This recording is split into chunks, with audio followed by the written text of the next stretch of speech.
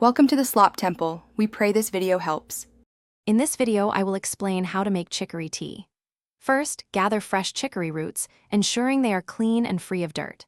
Next, slice these roots into small, uniform pieces, about 1/4 inch thick.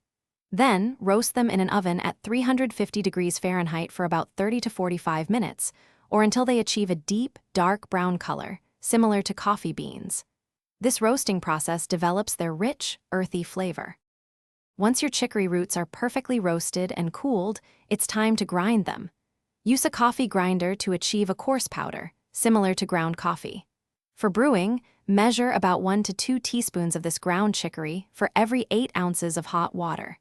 Steep the mixture for 5 to 10 minutes, depending on your desired strength. A longer steep yields a bolder flavor. Now that you have your basic chicory tea, you can customize it to your liking. If you prefer a stronger brew, simply add more ground chicory next time. For a creamier texture, stir in a splash of milk or cream. Sweeteners like honey or maple syrup can enhance the flavor. You might also try a pinch of cinnamon or cardamom for an aromatic twist. Chicory tea is a wonderful, caffeine-free beverage, perfect for any time of day. It boasts a unique earthy and slightly bitter taste, often compared to coffee. Enjoy your freshly brewed cup as a comforting warm drink. Remember to store any leftover roasted and ground chicory in an airtight container to maintain its freshness and flavor for future enjoyment. Thanks for watching. Consider subscribing if we helped you.